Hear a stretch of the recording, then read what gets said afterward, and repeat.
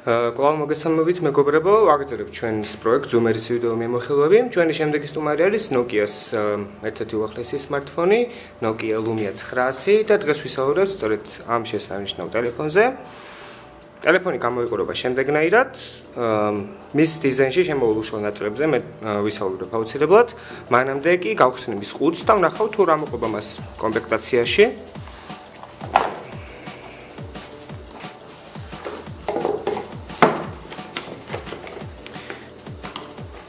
ესე იგი, მას კომპლექტაციაში თან ახლავს დამტენი, ესეთი დამტენი არის, რომელსაც აუცილებლად დაჭირდება გადამყვანი, თუ შეიძლება ჩვენთან ამ ტელეფონს აუცილებლად გაჩვენებენ გადამყვანს. ეს არის USB კაბელი და ეს არის ყურსასმენები, რომელსაც გააჩნია სტანდარტული თავები.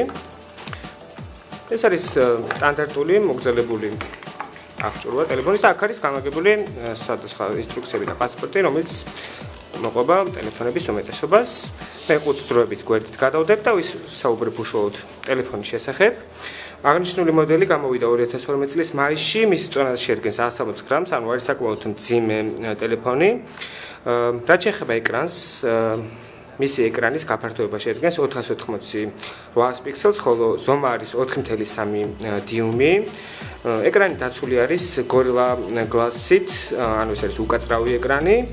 ხოლო ასევე მას იმისთვის რომ გადმოსცეს შესანიშნავი ფერები და კონტრასტი, მას ეხმარება Nokia Clearback Display, ანუ ეს არის ტექნოლოგიები, რომელიც არის შემუშავებული სპეციალურად Nokia-ს მიერ.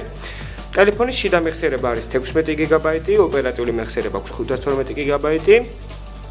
შეიძლება ითქვას მეტი არ აქვს, იმიტომ რომ აღნიშნულ ოპერაციული სისტემას შედარებით ნაკლები ოპერატიული სისტემა ჭირდება ვიდრე მაგალითად Android-ის სისტემის ტელეფონებს. კამერა აქვს 8 მეგაპიქსელი არის ტევადობით, აქვს ესე იგი LED განათება, იღებს HD ვიდეოებს, ასე აქვს მეორე კამერა ვიდეო ზარებისთვის 1 მეგაპიქსელის ტევადობით. აღნიშნულ მოდელზე ამჟამად აყენია Windows 7.5 Mango ესეთი ვერსია არის ამ ტელეფონის, ამ სისტემის. რაც შეეხება პროცესორს, მასზე აყენია Qualcomm Snapdragon-ის 1.4 GHz-იანი პროცესორი, ხოლო ვიდეო წამკითხველი არის Adreno 205. ტელეფონს გააჩნია HTML5 ბრაუზერი. რაც შეეხება ბატარეას, მას აქვს 1830 მAh-იანი ბატარეა, რომელიც საკმაოდ ნორმალური არის პრინციპში ესეთი ეკრანის და ესეთი პროცესორისთვის. შემდეგნაირად გამოიყურება ტელეფონის ინტერფეისი, თუმცა სანამ ინტერფეისზე ვისაუბრებ, აუცილებლად ვნახავთ თუ როგორია მისი დიზაინი. ის კი მარცხენა მხარე არის სუნთლიანი თავისუფალი. ტელეფონის კორპუსს მარჯვენა და მარცხენა მხარე არის ოდნავ მომრგვალებული. უკან არის ეს კი შესანიშნავი ნიკელით გაფორმებული პატარა დეტალი, სადაც არის ჩამჯდარი ფოტოაპარატი და გვერდზე არის LED განათება, აქ არის Nokia-ს ლოგო, Carl Zeiss-ის ოპტიკა აქვს ამ ტელეფონს, ისევე როგორც Nokia-ების უმეტესობას. ზედა მხარეს არის 3.5 მმ-იანი ჯეკი და USB პორტი. აქვე ვიდება სიმბარათი.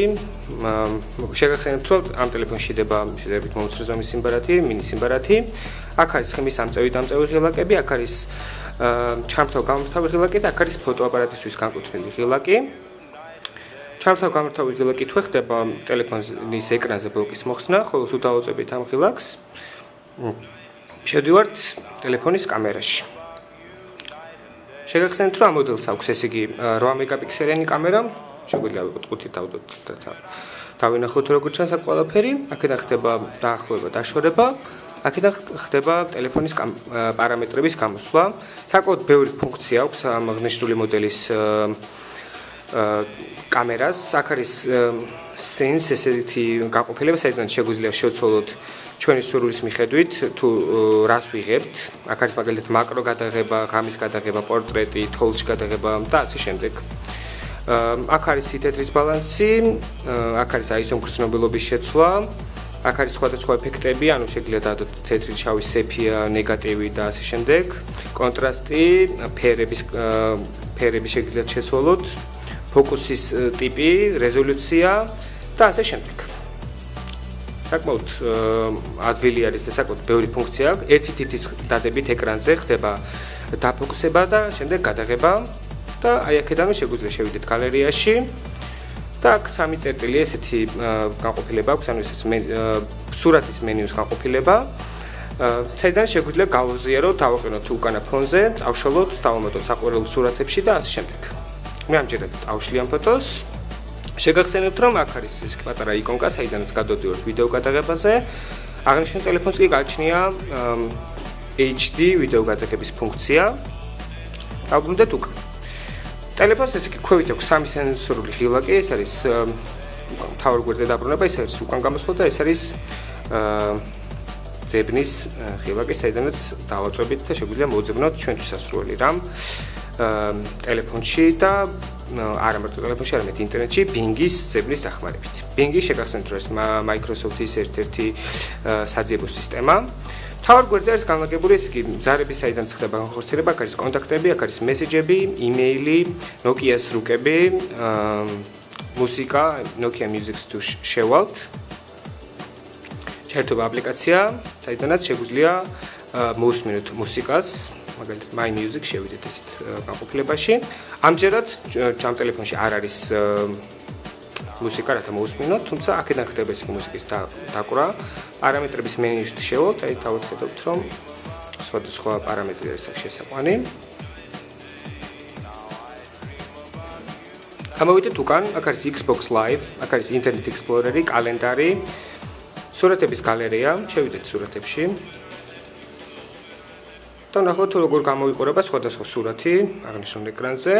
შეიძლება ითქვას, რომ მართლაც შესანიშნავი ეკრანი აქვს, ძალიან კარგი ფერები, ძალიან კარგი კონტრასტი, ზომაც ეკრანის არის შესანიშნავი, multi-touch-იც მუშაობს ყოველგვარი შეფერხების გარეშე.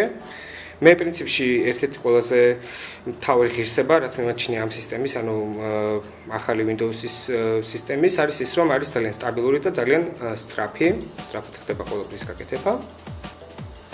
თავად ხედავთ, როგორ გამოიყურება სურათები, მართლაც კარგი ფერები არის. ხოლო თუ ჩვენ გადავალთ, ესე იგი, მარჯვენა მხარეს, აქ არის უამრავი აპლიკაცია, ანუ აქ არის სხვადასხვა აპლიკაციები, რომელიც ასევე გვხვდება მარცხენა მხარეს, ასევე თქვენს მიერ ჩაწერილი აპლიკაციები გამოჩნდება აქ. თავად ხედავთ, სიგრძეზე არის ესე განლაგებული. მარჯვენა მხარეს ეს აქ არის Zoom-ის მუსიკა და ვიდეო, Marketplace, საიდანაც ხდება აპლიკაციების და თამაშების გამოწერა, აქ არის რუკები, Nokia Drive და ასე შემდეგ. შევიდეთ პარამეტრებში, პარამეტრების მენიუ გამოიყურება შემდეგნაირად, აქ არის სისტემური პარამეტრები, აქ არის პროგრამული პარამეტრები.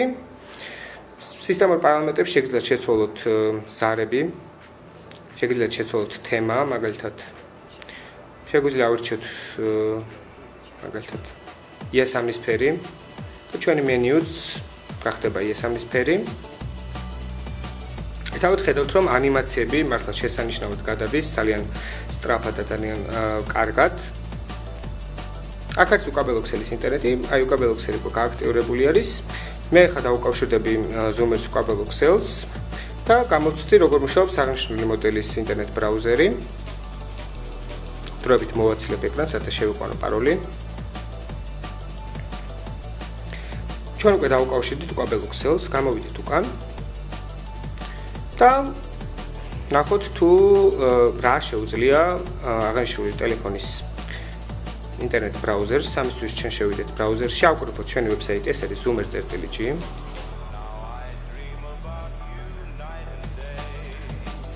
კლავიატურას მართლაც შესანიშნავი არის, ვერტიკალურ რეჟიმში თავისუფლად შეძლებთ აკრიფოს, ხოლო თუ გადმოატრიალებთ, გადმოგვიძებდება ჰორიზონტალურ რეჟიმში, აქაც შესანიშნავად ჩანს. ამასობაში ბრაუზერმა ჩატვირთა ჩვენი საიტი. თავად ხედავთ, როგორ გამოიყურება ჩვენი საიტი აღნიშნულ ტელეფონზე.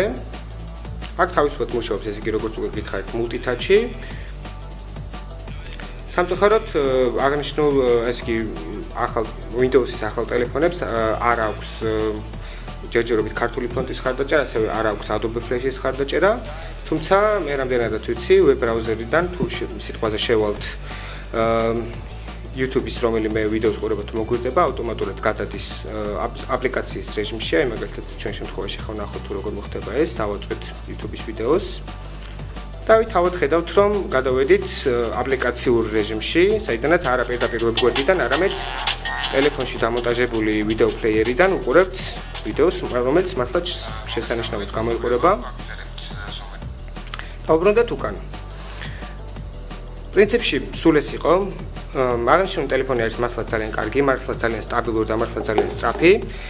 აღნიშნული სისტემა არის ოდნავ ჩაკეტილი Android-ისგან განსხვავებით, ანუ ეს უფრო გაქვს Apple-ის ოპერაციულ სისტემას. კომპიუტერთან სამუშაოდ მაგალითად გჭირდებათ სპეციალური პროგრამა Zuni, ასევე Bluetooth-ი მუშაობს ხოლმე ხელსაწყოებთან და არა ფაილების გასაგზავნად, თუმცა სისტემა არის ძალიან დაცული, ძალიან სტაბილური და ძალიან სწრაფი, ანუ თქვენ თავისუფლად შეგიძლიათ იყიდოთ აღნიშნული მოდელი და არ გქონდეს იმის შიშრე, თქვათ ტელეფონი გაჭედავს ან რაიმე მსგავსი.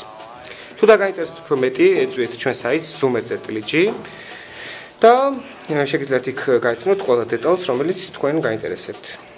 სულ ეს იყო დღესთვის, კარგად